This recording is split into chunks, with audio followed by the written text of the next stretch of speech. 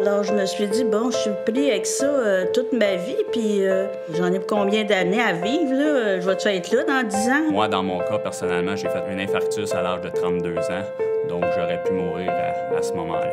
Qu'est-ce que je le vis à 100 %, puis c'est tout, c'est pas plus dur que ça.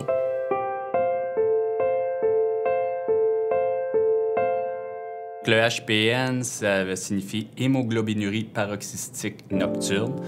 Grosso modo, il s'agit de destruction de globules rouges, car il manque une protéine qui protège justement ces mêmes globules rouges.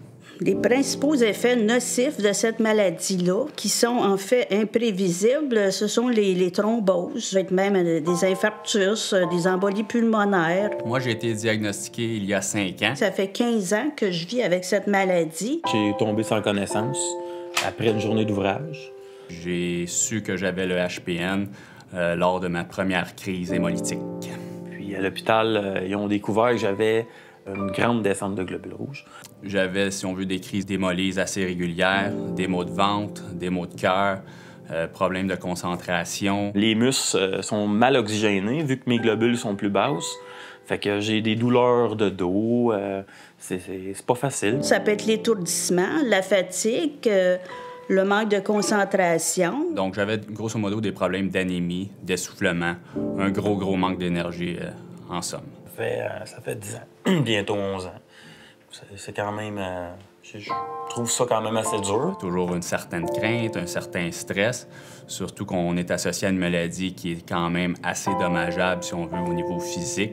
Même si on se sent bien, disons que c'est le danger qui peut nous guetter, puis que c'est ça qui fait que la maladie est grave, en fait, là.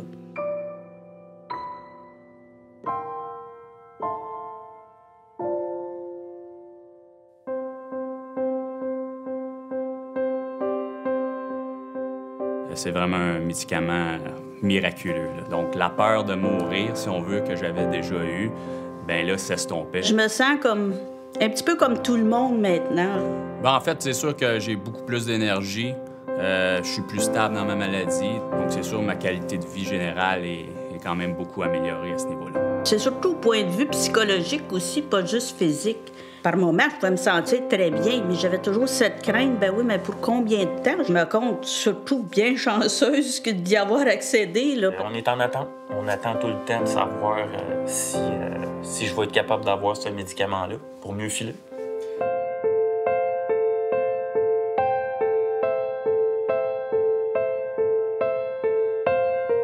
C'est sûr, c'est frustrant. C'est frustrant d'un côté parce que, vu que je suis pas argenté, j'ai pas le droit. Puis quelqu'un qui aurait de l'argent aurait le droit. C'est ça que je trouve bizarre de tout ça. Puis qu'ils disent que dans le Québec, tout le monde est égal à tout le monde. Je trouve ça vraiment dur pour ça. Nous, notre but, dans le fond, c'est d'avoir le traitement Soliris, un traitement qui marche, puis on veut que tous les patients aient ce médicament-là gratuitement. Il faut profiter de toutes les occasions pour relancer, que ce soit les compagnies d'assurance ou le gouvernement.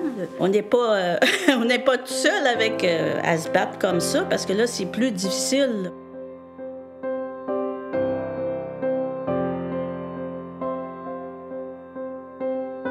Je pense pas que la vie, en tant que telle, a un coût. Si on a un médicament qui fonctionne, il faudrait assumer les coûts de ce traitement.